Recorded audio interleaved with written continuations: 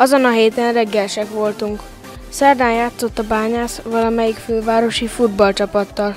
Meg szerettük volna nézni. Kedden bementem Kuburcik Gyula igazgatóhoz, hogy engedje el a brigádot előbb kiszállni a bányából, hogy el tudjunk menni a meccsre. Jól van, fiam, mondta nekem, de csak azokat vidd magaddal, akik meccsre is szoktak járni. A brigád nagy részével kint voltunk a pályán. Másnap, 16-án jó hangulatban szálltunk le a bányába. Milyen munkahelyetek volt? 2 frontunk volt, az egyik befejezés előtt állt, a másikban megkezdtük az indulást. 2 napig az új frontra jártam, hétfőn és kedden. A régi fronton nehéz körülmények voltak, mert süllyedt a sok öreg művelettől. Szerdán behívattak az irodába, hogy nagyobb létszámmal én menjek a régi frontra, hogy minél előbb be tudjuk fejezni azt.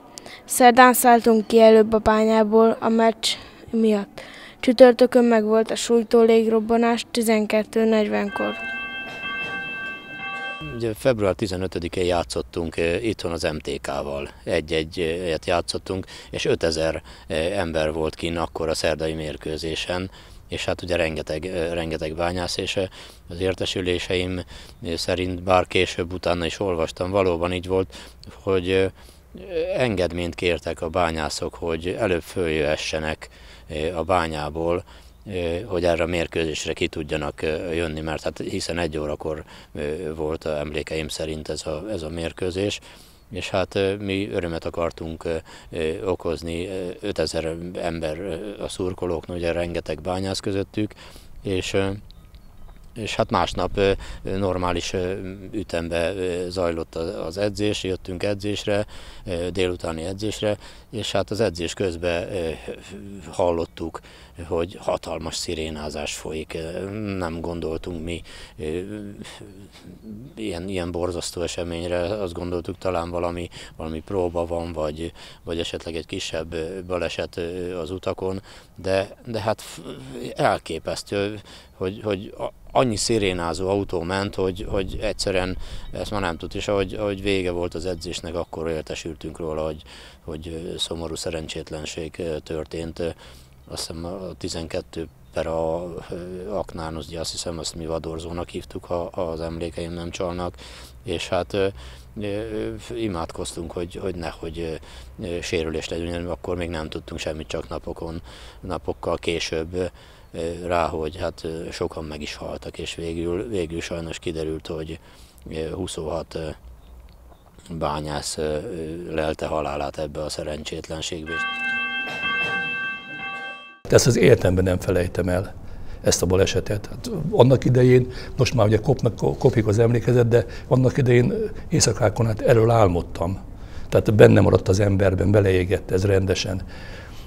Lementünk a füstös függőleges aknán, velünk szembe ugye jöttek az emberek, menekültek ki, és lent aztán nagy csend.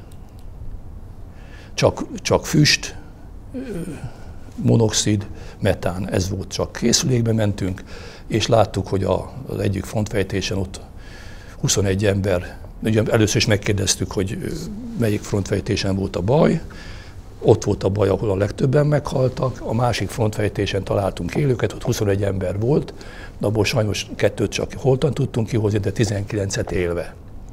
De az zsivaj, hogy kik vagytok ti, mert ugye részben szénmonoxid mérgezést szenvedtek, beszívtak szénmonoxidból, félig meddig eszméletlenek voltak, tehát nem tudták, hogy mi kik vagyunk, csak látták, hogy egy szép egyenruhánk van, meg ott a készülék a hátunkon, meg nyomkodjuk az ő arcukba az oxigénes menekülő készülékeket. Ennyit tudtak csak. Jó barátok vagyunk, gyertek, nyugodj meg, minden. Kinek üzenjünk, jó feleségednek fogunk üzenni, hogy ne essen kétségbe. Tehát aztán átmentünk a még nagyobb csendbe, ahol már csak halottak voltak. Tehát ahogy mentünk be a baleset helyszínére, a súlytó légirobbanás helyszínére, ott már csak halottakkal találkoztunk.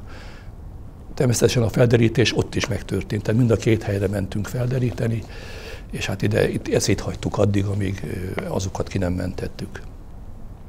És itt minket az várt, hogy a rengeteg halott kiszállítása után, hogy még mindig hiányzik 9 ember hiányzik a márkadatok alapján, de a vágat teljes omlásban volt. Tehát nem volt levegőátjárás se semmi, nem csak a szállítóvágat, hanem a légvágat is teljes omlásban volt. Akkor határoztuk azt el, hogy ebbe a lisztszerű omladékban mentővágatot hajtunk, hogy be tudjunk menni a frontfejtésre.